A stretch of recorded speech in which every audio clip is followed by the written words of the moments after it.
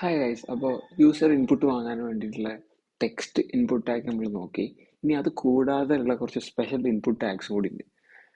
അത് ഏതൊക്കെയെന്ന് നോക്കാം. അപ്പോൾ അതിൽ വരുന്ന ഫസ്റ്റ് ഇൻപുട്ട് ടാഗാണ് സെലക്ട് എന്ന് പറയുന്നത്. ഒരു സെലക്ട് ഇൻപുട്ട് യൂസ് ചെയ്യുന്നത് ഒരു ലിസ്റ്റിൽ നിന്ന് ഒരു സിംഗിൾ ഐറ്റം സെലക്ട് ചെയ്യുന്നൊരു ഓപ്ഷന് വേണ്ടിയിട്ടാണ്. ഫോർ എക്സാമ്പിൾ അത് ക്രിയേറ്റ് ചെയ്യുക, സെലക്ട് എന്നുള്ളൊരു ടാഗ് ഉണ്ട്. അത് ഫസ്റ്റ് ക്രിയേറ്റ് ചെയ്തിട്ട് അതിന് നെയിമും ഐഡിയും പ്രൊവൈഡ് ചെയ്യും. ഇനി നെക്സ്റ്റ് ആ ഒരു സെലക്ട് ബോക്സിൻ്റെ ഉള്ളിലുള്ള ഓപ്ഷൻ എന്നുള്ള ടാഗ് യൂസ് ചെയ്തിട്ടാണ് നമ്മൾ ഡിഫൈൻ ചെയ്യുക. ഇതിന് വാല്യൂ എന്നുള്ളൊരു ആട്രിബ്യൂട്ട് ഉണ്ട്. അതേപോലെ ആ വാല്യൂവിന് ബേസ് ചെയ്തിട്ട് റെപ്രസെന്റ് ചെയ്യുന്നൊരു നെയിമും ഉണ്ട്. ഇപ്പോൾ ഈ വാല്യൂ എന്ന് പറയുന്നതാണ് യൂസർ ഓപ്ഷൻ 1 എന്ന് സെലക്ട് ചെയ്യുമ്പോൾ ഇന്റേണലി HTML ഉള്ളിൽ സ്റ്റോർ ആവുക 1 എന്നുള്ളൊരു വാല്യൂ ആയിരിക്കും. ഓപ്ഷൻ 2 സെലക്ട് ചെയ്യുമ്പോൾ 2 എന്നുള്ള വാല്യൂ.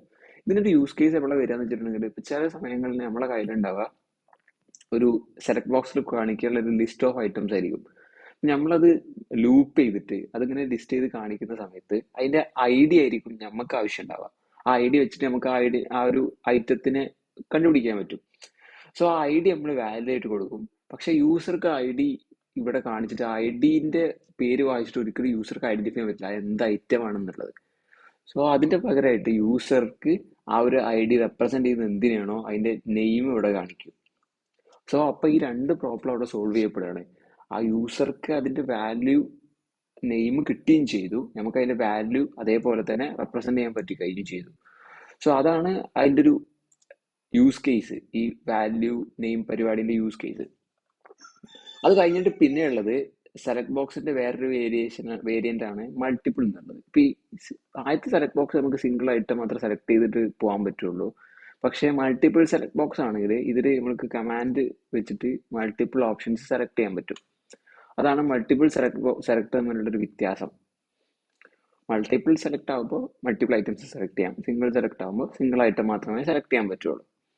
പക്ഷെ ഇതിനൊക്കെ സ്റ്റൈൽ ചെയ്യാനുള്ള സംഭവങ്ങൾ ഭയങ്കര ലിമിറ്റഡ് ആണ്. നമുക്ക് ഇത് വളരെ ലിമിറ്റഡ് ആയിട്ടുള്ള രീതിയിൽ മാത്രമേ ഇത് സ്റ്റൈൽ ചെയ്യാൻ പറ്റുള്ളൂ. അങ്ങനത്തെ ഒരു ഡീമെറിറ്റ് ഈ സെലക്ട് ഇൻപുട്ടിനുണ്ട്. പിന്നെ നെക്സ്റ്റ് ആയിട്ട് വരുന്നതാണ് ടെക്സ്റ്റ് ഏരിയ.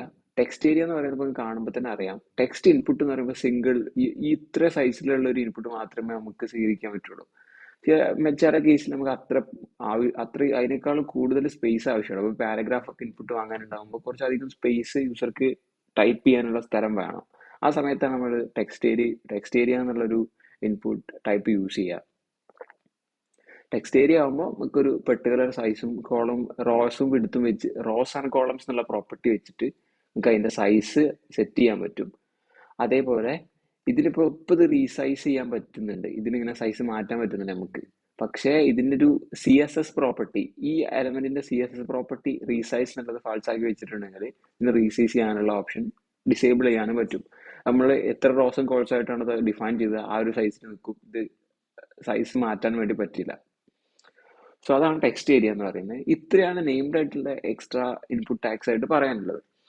ഇനി ഇതിൽ എക്സ്ട്രാ ആയിട്ട് ആഡ് ചെയ്യാനുള്ളത് ഡാറ്റ ലിസ്റ്റ് എന്നുള്ളൊരു ടാഗ് ഉണ്ട് HTML. അത് യൂസ് ചെയ്യുന്നത് ഇപ്പൊ ഇങ്ങനെ കാണാം. അപ്പൊ ഞാൻ ബ്രൗസറിന്റെ ഒരു ലിസ്റ്റ് സെലക്ട് ചെയ്യാനുള്ള ഒരു ഇൻപുട്ട് ആണെന്ന് വിചാരിച്ചാൽ, ഈ ബ്രൗസറിന്റെ ലിസ്റ്റ് ഞാൻ ഓൾറെഡി ഇവിടെ ഡിഫൈൻ ചെയ്ത് വെച്ചിട്ടുണ്ട് ഡാറ്റ ലിസ്റ്റ് എന്നുള്ള ടാഗ് വെച്ചിട്ട്. ഇൻപുട്ട് എന്ന് പറഞ്ഞിട്ട് ലിസ്റ്റ് എന്ന് പറഞ്ഞിട്ട് ഇൻപുട്ട് ടാഗ് ക്രിയേറ്റ് ചെയ്യും. എന്നിട്ട് ലിസ്റ്റ് എന്നുള്ളൊരു ആട്രിബ്യൂട്ട് ഉണ്ട് ഇൻപുട്ട് ടാഗിന്. അത് വെച്ചിട്ട് ഈ ഡാറ്റ ലിസ്റ്റ് ടാഗിന് കൊടുത്ത ID ഇപ്പുറത്ത് എന്റെ റെഫറൻസ് കൊടുക്കും. എന്നിട്ട് ഈ ഡാറ്റ ലിസ്റ്റിനുള്ളിൽ പല പല ഓപ്ഷൻസ് നമ്മൾ സെറ്റ് ചെയ്ത് വെച്ചിട്ടുണ്ടാവും, എഡ്ജ്, ഫയർഫോക്സ്, ക്രോം എന്നൊക്കെ പറഞ്ഞിട്ട്.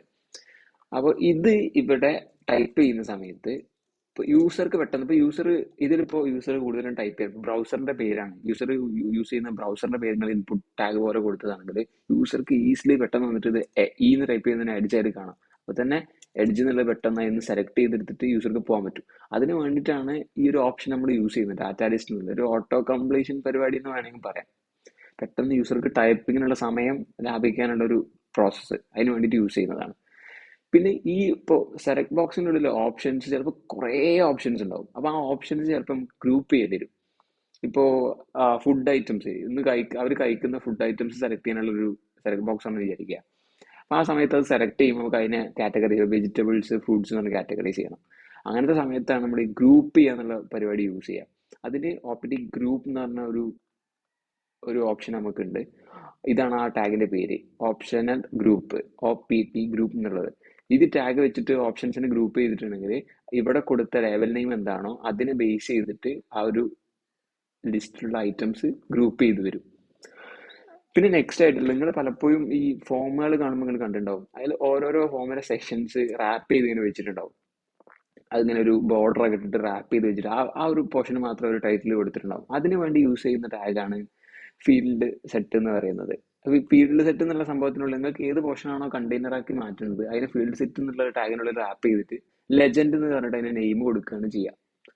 സോ ഇത്രയാണ് സ്പെഷ്യൽ ആയിട്ടുള്ള ഇൻപുട്ട് ടാഗ്സിനെ കുറിച്ച് പറയാനുള്ളത്. അപ്പോൾ ഇപ്പോൾ നമ്മൾ ഇൻപുട്ട് HTML യൂസർ ഇൻപുട്ടിന് വേണ്ടി യൂസ് ചെയ്യുന്ന ടാഗുകളൊക്കെ നമ്മൾ ഡിസ്കസ് ചെയ്തു. ഇനി നെക്സ്റ്റ് വീഡിയോയിൽ ഇത് ഉപയോഗിച്ചിട്ട് എങ്ങനെയാണ് ഒരു ഫോം ക്രിയേറ്റ് ചെയ്യുക എന്നുള്ളത് നമുക്ക് നോക്കാം.